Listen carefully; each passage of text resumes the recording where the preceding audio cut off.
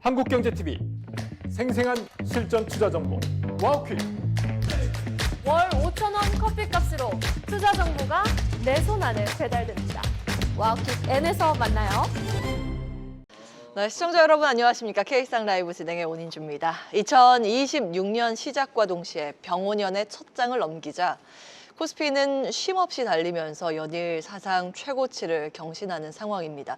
그런데 오늘 시장을 보면 하락으로 문을 열었다가 다시 상승 전환되는 모습을 보이고 있죠. 새로운 길을 걷고 있는 시장은 여기서 더 얼마나 나아갈지 갈림길에서 잠시 서서 저울질하고 있는 듯합니다. 지금 시장의 중요한 키워드는 세 가지입니다. 국제 정세, 금리, 그리고 트럼프 대통령의 관세 변수. 과연 지금의 랠리, 힘이 남아있는 상태일까요? 아니면 방향을 다시 묻는 변곡점일까요? 긴급 진단 세 분과 함께하겠습니다. 이진우 GFM 투자연구소 이진우 소장, 김장렬 유니스토리 자산운용상무, 이권희 위즈웨이브 대표 나와 계십니다. 어서 오십시오. 네, 안녕하세요. 네. 안녕하십니까.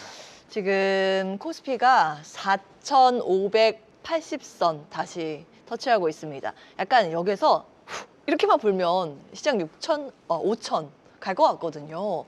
오늘 시장의 힘, 이 상승의 배경 뭐라고 보세요, 대표님? 뭐 최근에 이제 흐름을 보면 이제 개인들도 자산을 이제 주식자산 쪽으로 많이 이동을 하시는 분들도 많이 뵀고, 네. 제 주변에 이제 ETF 조금씩 하면서 이제 주식을 조금 간보기 시작했던 분들이 네. 주식을 직접 하시는 경향들이 이제 많아졌습니다. 아, 종목을 그냥 왜 그러냐면 대형주 장세다 보니까 네. 이제 그렇게 선택이 어렵지 않다라는 거죠. 그러니까 뭐 삼성전자, 하이닉스 있다고 말씀드리겠지만 삼성전자, 하이닉스를 비롯해서 대형주들이 좀 편하게 살 수 있다라고 생각을 하시는 것 같고요. 그리고 이제 배당주에 대한 관심도 굉장히 좀 높아진 것 같아요, 요즘에. 그래서 배당, 예. 그쪽도 이제 여전히 잘 받쳐주고 있는 걸로 보이고, 또 하나가 지금 이제 시장이 요즘에 이제 장 시작하면 대형주들의 변동성이 큰 게 지금 이제 연기금 쪽 그 상황, 이제 국민연금 쪽을 보면 많은 기금들이 지금 코스피를 살 수 있는, 그러니까 한국 주식의 비중이 좀 많아져서 네. 일단 수익이 나서 많아진 거죠, 이제 어떻게 보면. 네. 예, 그러다 보니까 물량을 좀 덜어내야 되는 상황이 나와서 좀 상승이 나오면 좀 빠지고, 예, 근데 이제 그거를 대기 자금들이 좀 사서 올리는. 네. 예, 그래서 지금 분위기가 자꾸 이제 삼성전자, 하이닉스가 변동성이 이렇게 큰 이유 중에 하나도 기금에 이제 어느 정도 그 풀이 좀 찼다라는 부분이 있고요. 예. 오히려 이제 지금 연기금 쪽은 지금 코스피를 좀 매도를 하고 있고, 코스닥은 오히려 좀 사고 있습니다. 예. 예, 코스닥은 아마 올해 한 3, 4월 중으로 해서 이제 그 정책, 그러니까 벤치마크를 만드는 방법이 코스닥을 집어넣는다는 얘기가 나오기 때문에 아마 코스닥 활성화 대책이 이제 확정이 되고 나면 조금 네. 더 이제 활발한 매수는 좀 들어올 걸로 보이는데, 예. 일단 분위기는 지금 그런 것 같고요. 외국인들은 지금 여기 뭐 자막에 1조 6천억 뭐 매도 이렇게 써 있는데, 외국인은 저것도 보셔야 돼요. 선물도 같이 보셔야 됩니다. 선물. 예, 어떤 날은 이제 선물과 이제 현물을 같이 막 동반해서 매도하면 사실은 좀 위험한 건데, 요즘에 보면 현물 팔면 선물 사고요. 2천억 원 지금 순매수입니다. 예. 선물에서. 그다음에 선물을 또 사면, 그러니까 현물을 또 사면 선물을 또 팝니다. 이게 전형적으로 외국인들이 이제 위아래로 다 이제 현물이랑 현선물을 같이 이용해서 지금 거래를 하고 있는 거다라고 보면, 네. 강세장의 특징 중에 하나라고 저는 개인적으로 보고 있거든요. 강세장 예. 특징. 그래서 지금 아직은 뭐 숨고르기 하고 뭐 하지만 속도가 조금 둔화될 가능성은 있지만, 그래도 한 뭐 3월까지는 좀 우상향하는 기조가 나오지 않을까, 이렇게 개인적으로 판단하고 있습니다. 와, 이 상승 기조가 3월까지 이어진다. 일단은 계속 좀 지속될 거라고 당분간 그렇게 보시는데. 1단이죠. 2단이 어떻게 될지 모르니까. 예. 3월까지는 예, 예, 제가, 상반기다. 예, 1분기. 예, 3달 이상 예측을 못 합니다, 제가. 예. 그러니까 대응을 할 수밖에 없어요. 네, 맞습니다. 어떤 변수가 새롭게 나올지 모르니 현재 있는 변수 가지고 지금 대응을 하는 그런 구간입니다. 상무님? 네. 상무님은 어디에 주목을 하세요? 어디에 주목하냐고요? 지금 이제 수급 때문에 시장이 올라가고 시장이요. 예. 시장은 그런 말씀해 주셨는데 앞서. 똑같습니다. 시가총액이 삼성하이닉스가 작년 말기 33.6%로 보이는데, 그동안 또 올랐으니까 한 35% 이상 됐겠죠. 30% 후반대를 갖고 있는 상태니까 그 두 종목에서 좌지우지되는 겁니다. 다만 최근에 일주일 상간은 아까 지금 말씀하신 것처럼 삼성전자 하이닉스의 목이 찬 그 기관들이 좀 있을 겁니다. 그래서 신규 자금이 흡수되지 않으면은 네. 아마도 다른 섹터도 좀 골고루 담으려는 생각을 가지고 실행에 옮기는 걸로 알고 있고, 그게 대표적인 게 자동차라든지 자율주행 관련되는 거하고 자동차 섹터, 예. 이거하고 방산, 약간 신조선, 조선까지 모르겠지만 하여튼 그 정도로 좀 다양화하고 싶어하는 욕구가 다양하다고 삼성하이닉스 꽉 찼으니까. 네. 삼성전자 주식을 아무리 좋아도 30% 못 실어요. 하이닉스 마찬가지고. 예. 그러면 여러분들은 내 재산에 1억 가지고 갑자기 오늘 한 7천만 원을 바로 삼성전자에서 살 수 있지만은 기관 투자를 할 수가 없다고요. 그러니까 수급은 돌게 돼 있는 거고, 그 와중에 다른 쪽에 내러티브가 됐던 아니면 실체가 됐던 자동차, 우주, 방산 이렇게 오면은 그 섹터가 어느 정도 되잖아요. 그렇죠? 그러면 이제 그쪽으로 갈 수 있죠. 그런 분위기가 하나 있고, 똑같습니다. 그 코스닥 관련되는 거는 코스피하고 괴리가 상당히 벌어졌을 때 코스닥에 대한 정책을 정부가 하고 싶은데 상대가 있죠.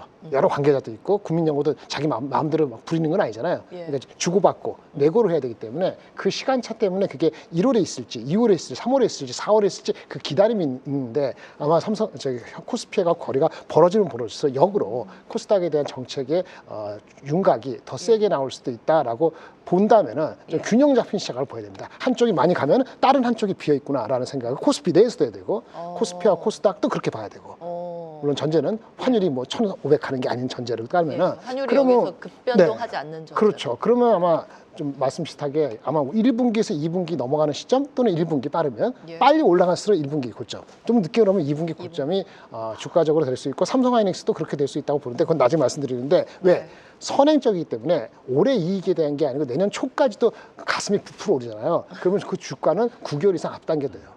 그러면 내년도 초에 대한 부위가 만약 2분기에 있다 그러면은 네. 주가는 빠르게 되면 4월달, 3월달에 그걸 미리 반영을 다 할 수 있어요. 그때까지 얼마나 올라갈지는 뭐 여러 가지 논의가 필요한 겁니다. 그렇군요. 이제 수급에 대해서는 여러 가지 이제 말씀을 주셨는데, 두 분 다 그러니까 올해 상반기 안에 고점이 나올 가능성도 있다라고 좀 보시는 것 같고요.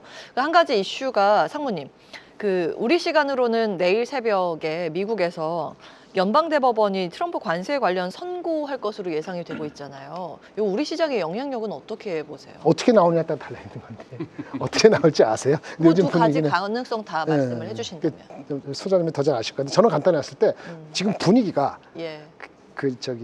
트럼프가 패소하건 아니 예. 그러니까 패소하면은 이제 돌려주는 거잖아요. 예, 관세를 돌려주는. 그렇죠. 그러면 일단은 좋다. 일단은 좋다. 예. 그런데 단 하나 안 좋을 수 있는 거는, 우리가 어렵게 금리 이게 15% 했잖아요. 그러면 10% 제로로 만들면 돈을 받잖아요. 그건 좋은데, 그럼 그 과정에서 우리가 하기로 한 게 뭐 있나요? 마스가 포함해서. 마스가. 그렇죠? 오프쇼, 온쇼 한다는 거, 루쇼링. 그거 자체를 어떻게 할지를 흔들릴 수 있어요. 그러면 우리가 기본적으로 잡았던 수치가 흔들리게 되면 굉장히 불안 요소가 될 수 있다. 요게 좀 근데 이렇게 단기는 아니니까 네. 그거는 그렇게 되고요. 만약에 합법이 되면은 아무 문제 없으니까 네. 오히려 안 돌아가느냐? 그건 잘 모르겠지만 하여튼 그래서 그냥 조용하게 예. 그냥 대충 체면 세워주고 그냥 유지되고 원래 예. 발효한 거, 저는 개인적으로 그렇게 바라는데 모르겠습니다. 그러니까 트럼프 대통령 패소 가능성의 베팅이 폴리마켓에서는 좀 우세하더라고요. 네, 네, 10% 그렇게 이상 와닿았죠. 잡히긴 네. 하는데 잠시 후에 말씀드리고, 지금 속보가 있어서 여러분 많이 궁금해하실 종목이죠. LG 에너지 솔루션 실적 지금 나왔습니다. 좋지 않을 거라고 다 예상을 했기 때문에 어떻게 받아들이게 될지는 좀 더 지켜보셔야 되는데, 영업 손실입니다. 적자 1,220억 원, 4분기 손실로 잡혔고요. 근데 컨센서스랑 거의 비슷하게 나왔습니다. 예상 부합이고요. 그동안 연이어서 대규모 수주가 이제 취소되면서 주가는 하향 곡선을 그려갔는데, 여전히 그 수준에서 오늘은 0.9% 추가 하락 나타내고 있는 그런 상황이고, 36만 2,500원 수준으로 집계가 되고 있습니다. 혹시 가능하시면은 궁금한 분들 계실 것 같아서 간략하게 이제 대응 코멘트 대표님 가능하시겠어요? 예. 뭘 반응이 없죠. 지금 LG엔솔 크게 반응은 주가가 없어요. 예. 다 알고 있었던 거예요. 이거 한 3개월 전부터 알고 있었던 건데, LG엔솔 4분기 적자 실적 안 좋을 거다라는 건 이미 가이던스상으로 나와 있던 거고요. 그동안 이제 ESS로 올렸다가 10월 초에 10월 중순까지 10월 한 짧은 이제 한 2주 정도의 랠리를 보이고 지금 계속 조정 국면이 나오고 있는 상황이죠. 결국에 이제 올라갈 때는 ESS의 확대로 올렸다가 오랜만에 이제 좋은 소식이 나오니까 좀 오버해서 올렸죠. 그러고 나서 지금 다시 이제 빠진 이유를 보면 자동차 관련해서 빠진 거죠. 자동차. 예, 그러면 내년에 그럼 자동차에 더 이상 안 좋은 뉴스가 나올 수 있을까 보면 거의 나온 거 아니냐라고 지금 보통 이제 애널리스트들이 중론이 나온 것 같고요. 예. 그러면 이제 진짜로 ESS 시장이 내년에 올해 이제 확 좋아질 수 있느냐를 좀 확인하려고 할 건데 그거 이제 확인이 되면 다시 한번 또 바닥 잡고 올릴 가능성은 있다. 그래서 전저점을 깰 가능성은 제가 볼 때는 좀 없어 보이고요. 지금 뭐 조금 올라갈 때 따라서 사서 물리신 분들은 예. 좀 더 기다려 보시면 한 번 더 리레이팅 다시 한번 이제 올라갈 가능성은 있다라고 보고 있어서 지금 자리는 뭐 손절의 실익은 없는 것 같고요. 예. 오히려 매수를 하시려고 하는 분들은 지금 타이밍도 나쁘진 않다 이렇게 말씀드리겠습니다. 하반 경직에 대한 가능성 맞습니다. 말씀을 주셨습니다. LG 에너지 솔루션 그리고 2차 전지 관련주도 같이 좀 기억을 해보시면 될 것 같고요. 자, 우리 다시 본론으로 돌아가겠습니다. 소장님, 네. 미국 이슈는 어떻게 보세요? 미국 이슈요? 글쎄, 미국은 그렇게 보이는데요. 지금 이제 최근 들어서 미국 시장하고 우리 시장하고 상관관계가 많이 떨어졌죠. 예. 그리고 저는 그래도 미국 시장은 어느 정도 쉬어가든 올라가든 좀 밀리든 간에 사후적으로라도 이렇게 납득이 됩니다. 납득이 되고 우리 시장은 납득이 안 되다가 이제 납득되기 시작했어요. 코로나19 때도 처음에는 납득이 안 됐는데 네. 나중에는 이해가 되더라고요. 온 세상이 멈춰선 그 시기에 어떻게 주식이 이렇게 좋지 싶었는데 그때가 보니 이제 유튜브 시대로 접어들면서 주식 시장이 특히 우리 한국 증시가 네. 유튜브 전성 시대에 덕을 본 것 같아요.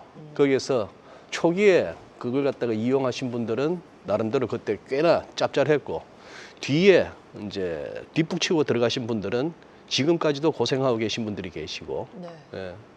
그래요. 지금 이제 저는 뭐 짧게 요것만 볼게요. 첫 번째 슬라이드 보시면은 저는 제목을 이렇게 달았습니다. 어젯밤 미국 장인데 이쪽 반도체 관련한 빅테크 관련한 이쪽 좀 많이 올랐다, 비싸졌다 싶은 쪽은 좀 쉬어갈 줄도 아는 게 뉴욕 증시입니다.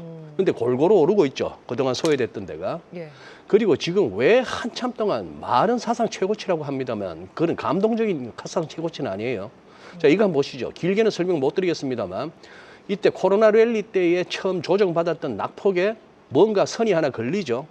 이런 얘기까지 자세하게는 말씀을 못 드리겠습니다만 자, 어쨌거나 기술적으로 이 기술적 분석이 이제 뭐 구시대의 유물이라 하지만 아직 미국에서는 통해요. 이렇게 해서 연가 보이는데 그리고 엄청난 과매수 부담은 실제 합니다.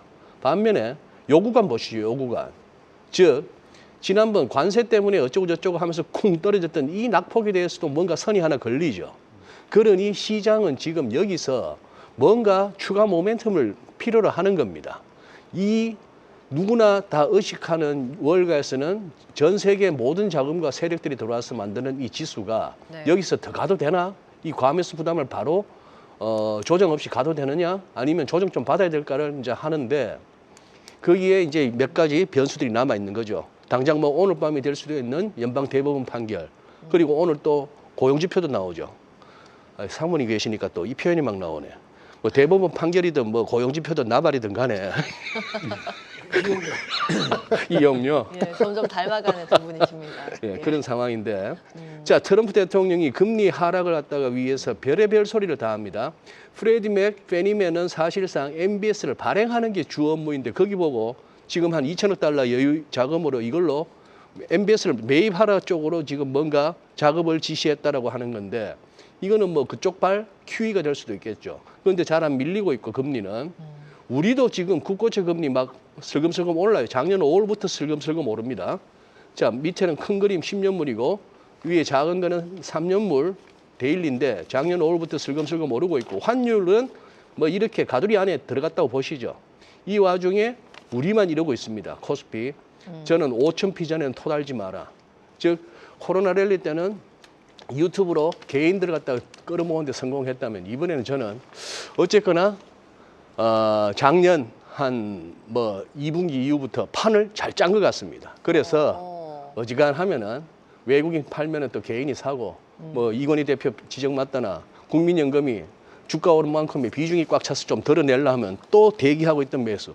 지금 뭐 예탁금이 70조, 78조에 80조에 이러고 있으니까 무슨 조정의 틈을 안 주는 거예요.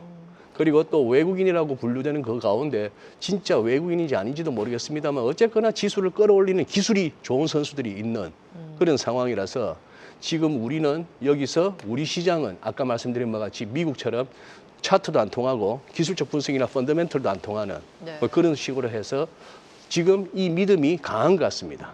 5,000피 전에는 선거 전에는 장 밀릴 일 없다. 이렇게 보는 것 같아요. 유동성의 힘에 네. 주목을 하고 계시고 그 유동성이 미국에서 하나 시그널이 나왔는데 트럼프 정부가 2천억 달러 규모의 모기지 채권 매입을 지시했다고 전해집니다. 이것도 결국에는 시중에 돈 풀어라는 사인인데 혹시 이게 또 미칠 영향력? 앞으로의 이제 미 증시의 방향성과 금리의 방향성이 또 곧 우리 시장의 방향성을 좌우하기 때문에 그 부분은 어떻게 파악하고 계세요? 돈은 풀리겠죠. 만약에 그것이 그게 원래 프레디맥이나 페니맥가 하는 업무는 주 업무는 오히려 네. 은행에서 일반 집 사는 사람들에게 대한 모기지 대출이 나가는 거 그걸 오히려 매입을 해서 네. 풀링화해서 MBS라고 하는 유동화 자산을 만드는 그런 식으로 해서 이제 부동산 시장을 원활하게 돌아가게 하는 역할인데 뭐 금융위기 때나 이럴 때 급하면은 그쪽 보고도 자기들이 발행한 MBS를 또 사라고 하기도 했습니다. 자 어쨌거나 그렇게 해서 한다면은 2천억 달러 내에서 소위 말하는 양적 완화의 효과는 있겠습니다만 단 하나 그것이 트럼프 대통령이 이렇게 가자고라고 하는 세우는 명분인 네. 서민들이 살기 좋은 어포더블한 사회, 어포더빌리티가 요즘 미국의 이슈다 보니까 예. 그래서 주택 가격을 좀 낮춰서 집 사는데 부담을 줄여주겠다고 하는데 대부분의 부동산 관련 전문가들이나 경제학자들은 얘기는 아니 그렇게 해서 모기지 금리 낮아지고 집 사겠다는 사람이 많으면 공급 측면이 해결되지 않은 이상 오히려 집값은 더 오를까 봐 걱정하는 게 현실입니다. 유동성은 늘겠지만 뭐 그렇게 해서 예. 그 유동성이 집값을 떨어뜨릴 수 있을지는 의문입니다. 그렇군요. 이제 국채 금융기관이 페니메하고 프레디맥 그렇죠. 이제 이쪽으로 이제 추정되는 그 기관을 통해서 매입하도록 이제 지시를 했다라는 보도가 미국 장 끝나고 이제 속보로 전해져서 저희가 먼저 체크를 해봤는데 유동성의 힘과 집값의 그 힘의 균형점을 좀 찾는 작업이 미국 내에서 좀 있어야겠습니다. 자, 그러면 시장에 대해서 우리가 특히 최근 들어서 우리 시장 보면요. 방산이랑 우주항공 섹터, 그리고 방산에 조선이 포함이 되니까 이들이 좀 움직이는데 지정학적인 우려감이 깔린 것 같습니다. 오늘 뭐 돈로 독트린 요거 준비하셨던데 상부님. 네네. 예, 예전에 이제 먼로 독트린을 이름을 앞에다가 도널드 트럼프를 그러게요. 따서 네네. 돈로 독트린 이런 맞아요. 이야기가 나왔는데 네. 이거 좀 설명해 주세요. 일단 우리나라 장 하기 전에 미국 장의 가장 큰 줄거리는 최근 거는 두 가지를 보는데요. 일단 원래부터 한 건 모든 것은 마가. 그리고 이번에 and don't know doctrine 이렇게 한번 규정을 한번 해봤습니다. 미국 우선주의와 돈로 그렇죠. 독트린. 예. 근데 마가라는 거는 자기네 경쟁력 높이고 경쟁자는 죽이는 거잖아요. 그게 AI. AI. 그거는 더 이상 얘기할 거 없고. 그런데 돈로 독트린은 먼로 독트린이라고 하는 200년 전에 나온 있는데 마릴린 먼로가 아닙니다. 자꾸 마릴린 먼로인데 마릴린 먼로는 관계 없고 200년 전에 그 5대 미국 대통령이 의회에서 그런 연설을 하고 실제 실행한 건요. 그 다른 사람이 했어요. 어쨌든 그 대통령 때문에 그랬는데 핵심 뭐냐? 네. 1823년이면은 그 미국이 독립하고 얼마 안 됐었잖아요. 그렇죠? 그러니까 어떡하냐? 야, 유럽 너네들 아메리카에 있는 거 대륙에 있는 거 내가 다 할 거니까 이거 신경 쓰지 마. 니네들 거 니네 대륙에서 놀아. 이렇게 고립주의를 선언한 거나 마찬가지거든요. 네. 근데 이번엔 더 큽니다. 돈로 독트린의 얘기는 유럽, 러시아, 네가 알아서 해. 대놓고 하지 마. 대놓고 하지 마. 좀 수그러드는 모양새를 보이고 내 체면도 새로 주면서 대놓고 하지 마. 이 얘기고 시진핑 대놓고 대만 먹으려 하지 말고 시간 좀 주고 천천히. 네. 대신에 아메리카 여기 아메리카 대륙에 있는 걸 내가 다 알아서 할 거야. 그렇게 한 게 돈로 독트린이에요. 예. 근데 돈로 독트린 이유가 뭐냐? 이거 뭐냐면은 네. 아까 마가 한 나라잖아요. AI 하고. 근데 그다음 뭐냐면 이건 모든 걸 자기네가 힘있게 하려면은 자원이 필요해요. 자원. 광물 자원이 없다는 걸 중국하고 해가지고 아주 그냥 여실히 느꼈거든요. 그래서 얘기 나온 것이 이제 유가하고 히토리입니다. 희귀금속. 그렇죠. 예. 유가하고 히토리. 원유를 확보하기 위해서 베네수엘라 앞마당에 있는 거, 그 말하는 사람 쫓아내고 거기 마침 그 중국하고 러시아가 막 하잖아요. 그것도 분리시키고 일석이조죠. 그렇게 해서 유가를 잡는 거예요. 물론 그건 중진리이기 때문에 당장에 이슈가 되지는 않고 예. 아무리 빨라도 지금 88만 배럴이 140만 배럴이면 한 3년 걸리고 되지만 거기 빚도 걸려있고 하니까 그렇게 하는 이유가 너무나 미국 입장에서는 명명백백한 거예요. 근데 5년 후, 10년 내로 원유를 확보하기 위해서 하는 겁니다. 중진리지만 경질화 시킬 수 있는 인프라를 투자해서 이렇게 원유 확보하고 그러면 물가도 조금 영향을 주겠죠. 두 번째는 히토류. 중국한테 깨갱거리고 있잖아요. 쪽팔리게 사실. 히토리 때문에 못하는 거예요, 히토리. 일본도 히토리 때문에 못하는 거잖아요. 근데 일본은 중국에 대한 의존율이 얼마인지 아세요? 히토리에서 70%로 줄었어요. 10여 전에 생 갖고 있을 때 95%였어요. 15년 걸리면서 70% 줄였다고요. 네. 대한민국은 처음으로 우리는 92%입니다. 우리 더 큰 문제예요. 근데 미국은 할 수 있는 건 있다 이거지. 근데 뭐 어디에 있죠? 그린란드에 있어요. 예. 그린란드가 중국 중국 다음에 2위라 이거지.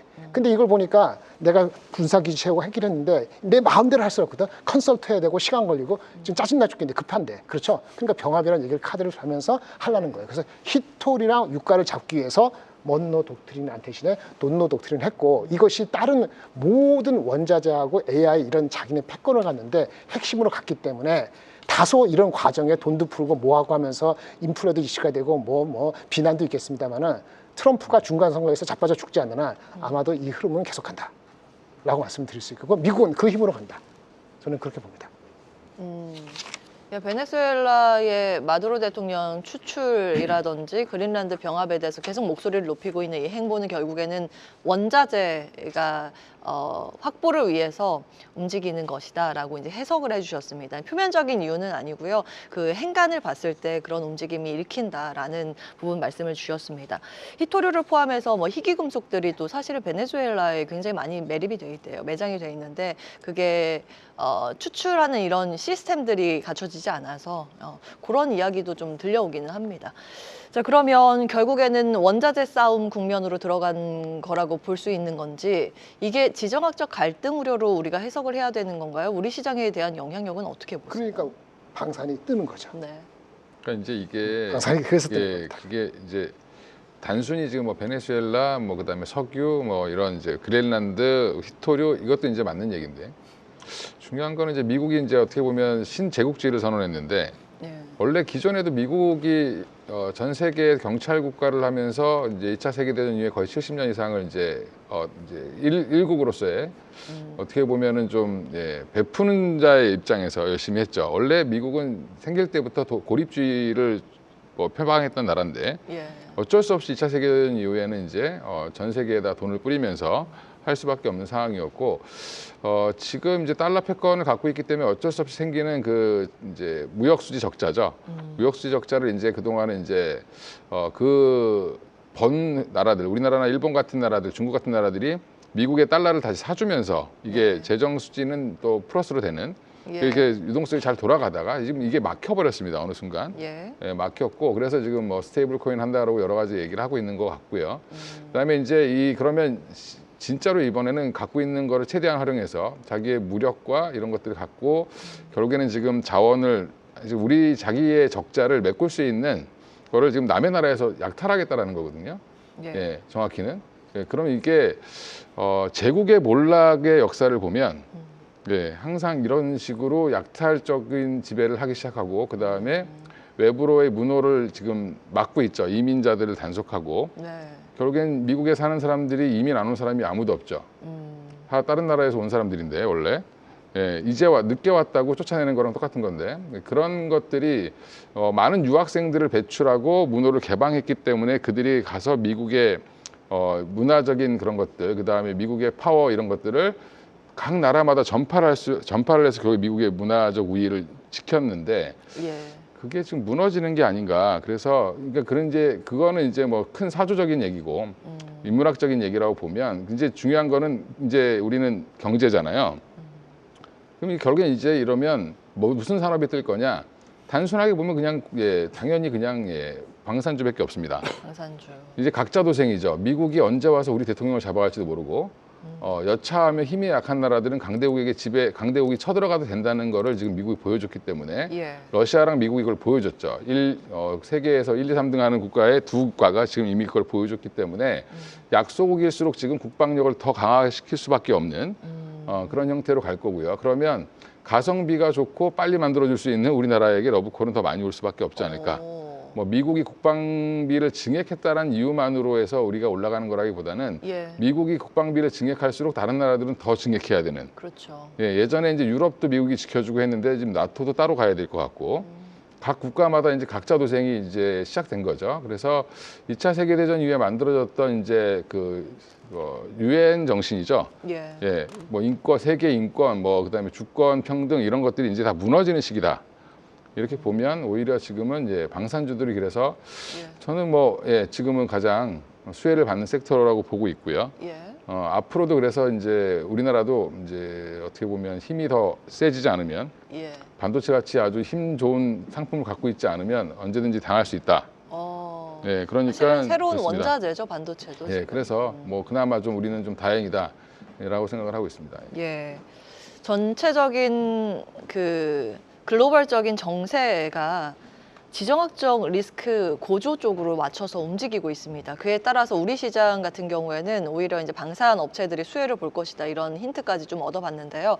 자, 그러면 저희가 반도체는 잠시 후에 좀 자세히 종목 뒷담화로 이야기를 나눌 거고 시장에 대한 뚜렷한 코멘트 1분씩 말씀을 주시면 좋을 것 같습니다. 먼저 이번엔 역순으로 갈까요? 소장님부터.